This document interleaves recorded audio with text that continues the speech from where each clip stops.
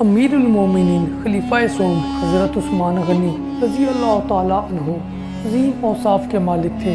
حضور صلی اللہ علیہ وسلم نے فرمایا، اگر میری 10 بیٹیاں بھی ہوتی تو میں ایک کے بعد دوسری سے تمہارا نکاح کر دیتا، کیونکہ میں تم سے راضی ہوں۔ آپ رضی اللہ تعالیٰ عنہ عام الفیل ابرہہ بادشاہ کے مکہ مکرمہ پر ہاتھیوں کے ساتھ حملے کے 6 سال بعد مکہ مکرمہ میں پیدا ہوئے۔ آپ رضی اللہ تعالیٰ عنہ ان خوش نصیبوں میں سے ہیں جنہوں نے ابتدا ہی میں داعی اسلام صلی اللہ علیہ وسلم کی پکار پر لبیک کہا۔ اسلام لانے کے بعد چچا حکم بن ابو القاس نے آپ رضی اللہ تعالیٰ عنہ کو رسیوں سے باندھ دیا اور دین اسلام چھوڑنے کا کہا، تو آپ رضی اللہ تعالیٰ عنہ نے اسے صاف صاف کہہ دیا، میں دین اسلام کو کبھی نہیں چھوڑوں گا اور نہ ہی کبھی اس سے جدا ہوں گا۔ آپ رضی اللہ تعالیٰ عنہ کا سینہ چوڑا، قد درمیانہ کہ زیادہ لمبا نہ زیادہ چھوٹا، اور خدوخال حسین تھے جنہیں گندمی رنگ نے اور پرکشش بنا دیا تھا۔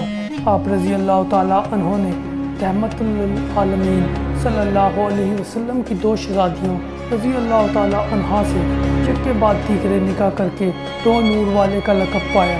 حضرت سیدنا لوط علیہ السلام کے بعد آپ رضی اللہ تعالیٰ عنہ سب سے پہلی ہستی تھی جنہوں نے رضائے الہی کی خاطر اپنے اہل خانہ کے ساتھ ہجرت فرمائی، اور ہجرت بھی ایک نہیں بلکہ 2 دفعہ کی، ایک مرتبہ حبشہ کی طرف تو دوسری بار مدینے کی جانب۔ آپ رضی اللہ تعالیٰ عنہ دنیا میں قرآن کریم کی فروغ و اشاعت فرما کر امت مسلمہ پر احسان عظیم کیا اور جامع القرآن ہونے کا اعزاز پایا۔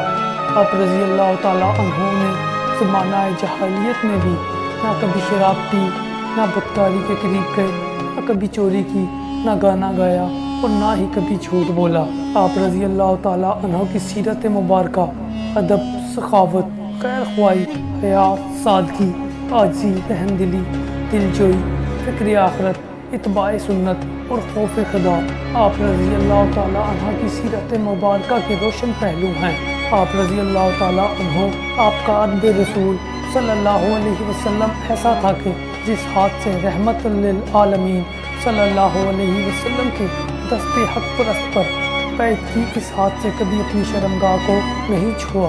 آپ رضی اللہ تعالیٰ عنہ کی سخاوت ایسی کہ غزوہ تبوک کے موقع پر مسلمانوں کی بے سر و سامانی کو دیکھتے ہوئے پہلی دفعہ 100 اونٹ، دوسری مرتبہ 200 اونٹ، تیسری مرتبہ 300 اونٹ دینے کا وعدہ کیا، مگر حاضر کرنے کے وقت آپ نے 950 اونٹ، 50 گھوڑے اور 1000 اشرفیاں پیش کی، پھر بعد میں 10,000 اشرفیاں اور پیش کی۔ خیر خواہی ایسی کہ ہر جمعے کو غلام آزاد کیا کرتے، اگر کسی جمعے ناغہ ہو جاتا تو اگلے جمعے 2 غلام آزاد کرتے۔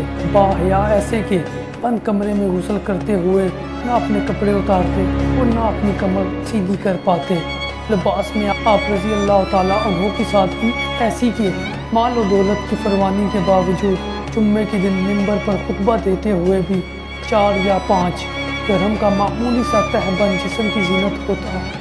آپ رضی اللہ تعالیٰ عنہ کی کھانے میں سادگی ایسی کہ لوگوں کو امیروں والا کھانا کھلاتے اور خود گھر جا کر سرکہ اور زیتون پر گزارا کرتے۔ عاجزی ایسی کہ خلافت جیسے عظیم منصب پر فائز ہونے کے باوجود خچر پر سوار ہوتے تو پیچھے غلام کو بٹھانے میں کوئی عار یا شرم محسوس نہ کرتے۔ آپ رضی اللہ تعالیٰ عنہ کی رحم دلی ایسی کہ خادم یا غلام کے آرام کا خیال فرماتے، اور رات کے وقت کوئی کام پڑتا تو خادموں کو جگانا مناسب خیال نہ کرتے اور اپنا کام اپنے ہاتھوں سے ہی کر لیتے۔ دلجوئی کی ایسی پیاری عادت کہ ایک مرتبہ حضرت مغیرہ بن شعبہ رضی اللہ تعالیٰ عنہ کے غلام کا نکاح ہوا تو اس نے آپ کو شرکت کی دعوت دی۔ آپ رضی اللہ تعالیٰ عنہ تشریف لائے اور فرمایا، میں روزے سے ہوں، مگر میں نے یہ پسند کیا کہ تمہاری دعوت کو قبول کروں اور تمہارے لیے برکت کی دعا کروں۔ عبادت گزار ایسے تھے کہ رات کے ابتدائی حصے میں آرام کر کے رات بھر عبادت کرتے رہتے، جبکہ دن نفلی روزے میں گزارتے۔ تلاوت قرآن کے ایسے عاشق کے ایک رکعت میں ختم قرآن کر لیتے تھے۔ خود فرمایا کرتے تھے، اگر تمہارے دل پاک ہوں تو کلام الہی سے کبھی بھی سیر نہ ہو۔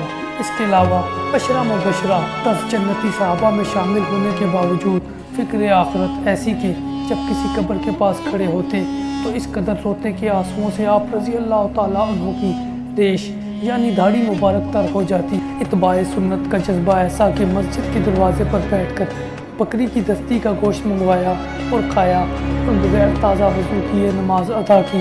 پھر فرمایا کہ رسول صلی اللہ علیہ وسلم نے بھی اسی جگہ بیٹھ کر یہی کھایا تھا اور اسی طرح کھایا تھا۔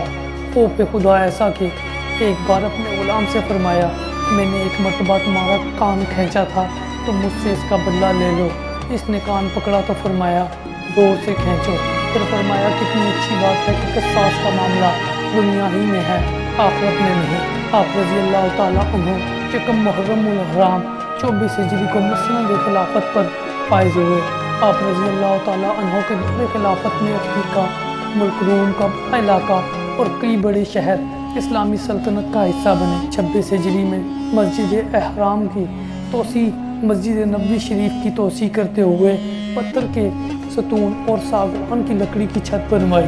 آپ رضی اللہ تعالیٰ عنہ 12 سال خلافت پر فائز رہ کر 18 ذوالحجہ 35 ہجری میں بروز جمعہ روزے کی حالت میں تقریباً 82 سال کی طویل عمر پا کر نہایت مظلومیت کے ساتھ جام شہادت نوش فرمایا۔ شہادت کے بعد حضرت سیدنا عبداللہ بن عباس رضی اللہ تعالیٰ عنہ حضور صلی اللہ علیہ وسلم کو خواب میں فرماتے ہوئے سنا بے شک عثمان رضی اللہ تعالیٰ عنہ کو جنت میں عالی شان دلہا بنایا گیا ہے۔